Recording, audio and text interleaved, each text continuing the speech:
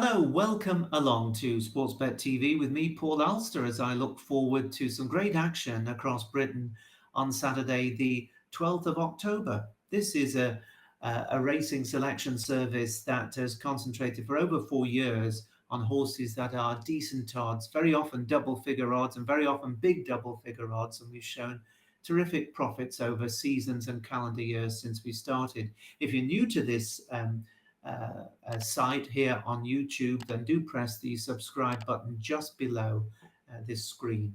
I'm going to be offering you two free selections this Saturday. There was only one last week. That was Vince Lamour at Redcar. He was drawn, as it turned out, on the impossible part of the track, got nowhere near them. And that was frustrating, even more frustrating because he came out earlier this afternoon on Friday and bolted up at York from a decent draw. So we were definitely barking up the right tree, but the draw did for us last Saturday. Hopefully that won't be the case for my two selections for you this Saturday, especially as one of them is over jumps. I've got four selections over and out in front as we start to get into the meat of the proper jump season. Cheltenham's only 2 weeks away, and as you know, my record at Cheltenham is terrific.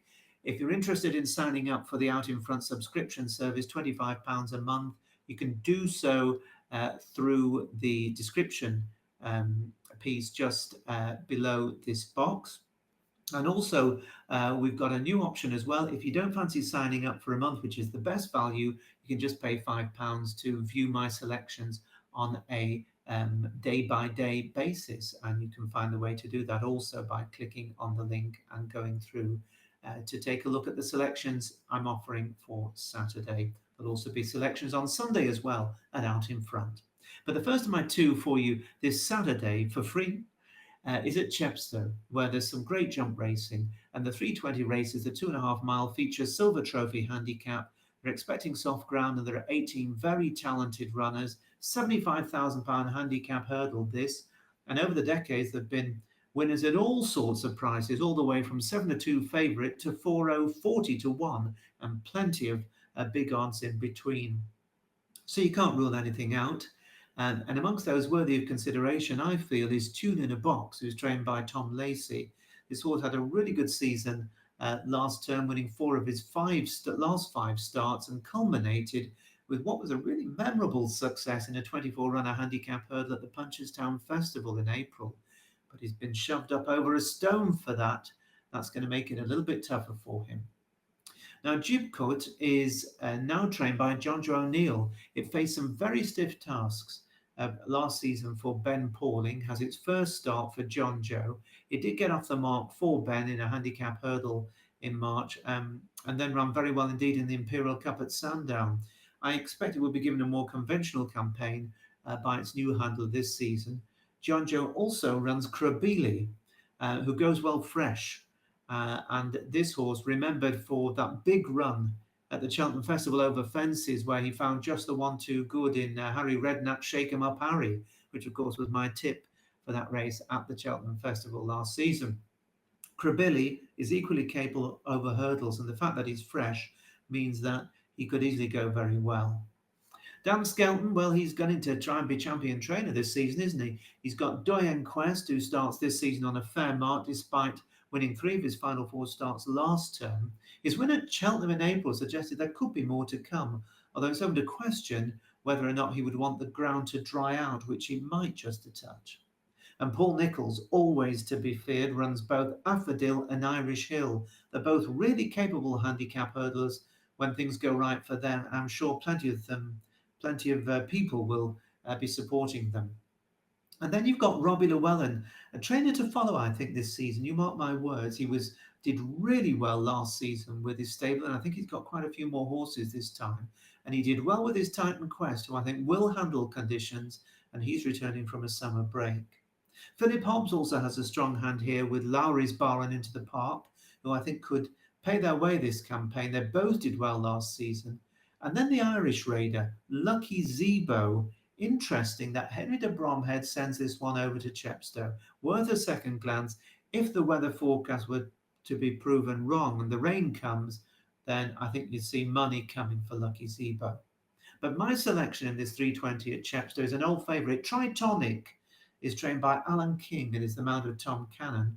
Horse seems to be around forever, but when you look at the details, he's only a 7-year-old. He's the epitome of your classic useful dual-purpose performer. He's won 3 times on the flat, 4 times over obstacles. He goes on most grounds except extremes like heavy and firm. He hasn't run over hurdles since he finished 4th in a big field at the Aintree Festival of 2023 in a hot Grade 3 handicap hurdle off a mark of 135. He's now just £3 higher. He's been in action on the flat through the spring and summer. He ran well on the all-weather in the Queen's Prize at Kempton. He also ran well in a hot event at Southwell in April. He was 6th of 18 in the 2.5-mile Goodwood handicap at glorious Goodwood. And most recently, he finished 3rd of 16, a really good run in the £100,000 Stayers handicap at York Seaboard Festival, and that confirmed him to still be in really good form.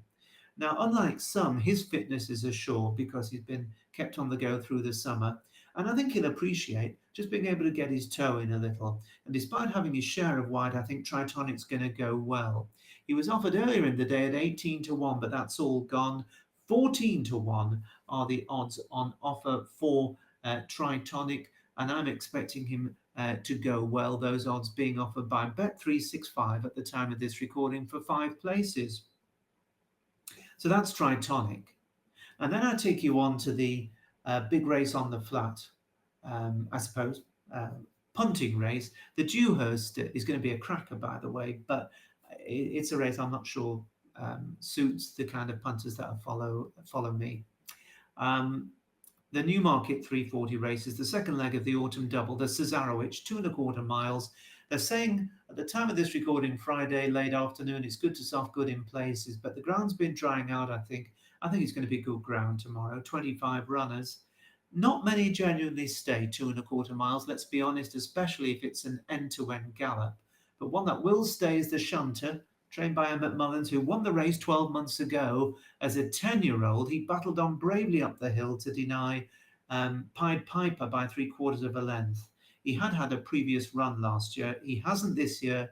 He's been off 11 months. He's off a £5 higher mark, and he's getting old now. He's 11, going on 12. I'll be very shocked if the Shunter can follow up.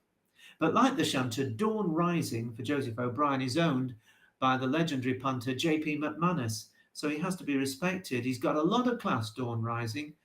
Might just have needed the outing, actually, when he stayed on to finish a 5-length 6th in the Irish Seeyouatmidnight at the Curragh a fortnight ago, and his first starts in finishing 3rd over 2 miles 5 furlongs in June at Royal Ascot in the Queen Alexandra Stakes. This horse, Dawn Rising, stays all day, definitely worth considering. Now, the bookies have been a bit concerned about the Willie Mullins trained Sea of Sands because he's very unexposed on the flat in Britain and Ireland. He's a useful middle distance performer in France, and he made a winning debut for Willie Mullins in a Listowel maiden hurdle 17 days ago. That should have put him right for this, but this is a completely different challenge. 2.25 miles on the flat. You need to stay at the very least 2.5, maybe 2 3/4, even 3 miles over hurdles. And 9 to 2, bid of 5 to 1 looks plenty short enough, I think, for a horse who hasn't proven he's stayed. Maybe he does. Maybe he's going to bolt up, but it's a bit thin, I'm afraid. Now, the Irish Challenge is a very powerful one because 13 of the 25 runners, a slight majority, are Irish. It's unbelievable that the British can't field a majority of runners in their own Seeyouatmidnight. Emmett Mullins, who runs the Shunter, also runs Jacobet Cavan here. This horse was runner-up in a good staying handicap at the Galway Festival last time out, so he's sure to have his supporters. Gordon Elliott, very good dual-purpose trainer, of course, has gotten Darway, who was 3rd in the Boodles Hurdle at the Cheltenham Festival, and also was 2nd at the Galway Hurdle over 2 miles. I'm not sure he's going to stay, though. It's going to be interesting. And Gavin Cromwell, who's been having a wonderful summer and early autumn, has got a progressive filly called 6.5, who won a staying handicap on the July course at Newmarket in the summer, and then was 3rd in the Irish Seeyouatmidnight last time out, shaping well, and she looks as if she will stay. Aidan O'Brien, well, he can never be ruled out. He's got the top weight Queenstown, who bombed out when fancied for the Ebor last time at York. but had previously chased home his mighty stablemate Cyprius in successive Irish pattern races in the spring. Despite having a lot of weight, does have a touch of class, so you won't want to rule him out. And then you've got the winner of the Seeyouatmidnight 2 years ago, Run for Oscar, for whom there's been money in the last hour or so. And he represents a gambling yard of Charles Burns that is also represented by a horse called Reverend Hubert. All the aforementioned are Irish runners. What about the British runners? Well, Premier Lean, remember him 2 weeks ago. Hughie Morrison trains this so-and-so. The air was blue when he got done in the Seeyouatmidnight trial 2 weeks ago by Robert Johnson. Quite how he lost that race, I don't know. Personally, I don't think he was putting it all in. I think he dodged the issue. So no surprise that Hughie's put a pair of first-time blinkers on him. But once bitten, twice shy. I'm not going to be backing Premier Lean this time.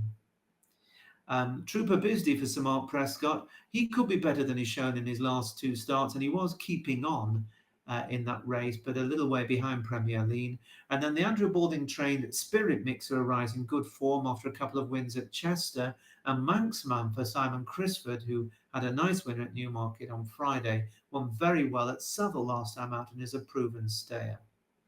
Well, I'm going to be backing two in the race, as I often do in big handicaps. One of them I've highlighted at Out in Front. They're both big prices, though. The bigger price of them is the one I'm putting forward to you here at Sportsbet. I'm recommending a horse called Bashful Boy, trained by David Pipe and the mount of Josephine Gordon.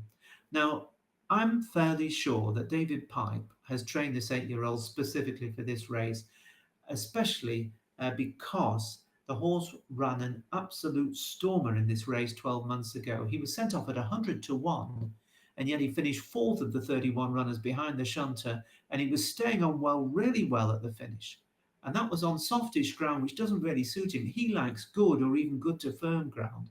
So as long as there's no rain between now and 3:40 tomorrow, Bashful Boy is going to be getting better ground that suits him more than it did last year. I think he's going to run well. He reverted to hurdling after running in the Seeyouatmidnight last season. He's been running over hurdles through the spring and summer, and then he got a break before having a spin at Southwell just over a week ago, and I think that will have put him absolutely spot on for another crack at the Seeyouatmidnight. He's shown he stays. Of the 25 runners, I'd say there's probably only 7 or 8 that genuinely stay. And now he's got his ground. So at 50 to 1 each way for 6 places, and that's with Bet365 last time I looked. I'm just going to check it out for you, that there's been no late changes. Just looking for, 50 to 1 with a host of them now. They're all coming up at 50 to 1, the likes of Paddy Power and Betfair and William Hill and Boyle Sports and 1 or 2 others as well. So 50 to 1 is now a general price. Each way, 6 places, Bashful Boy. So a couple of big price runners for you, 50 to 1 and 14 to 1, my 2 selections. You won't find many free services offering those kind of prices, so you don't need to have much on to have a bit of a shout. I wish you the very best of luck. Remember to check out In Front if you're interested in more of my selections, especially as we start to move forward towards the real good stuff in the jump season coming up in a fortnight's time at Cheltenham. But for now, from me, Paul Alster, I wish you the very best. Bye-bye for now.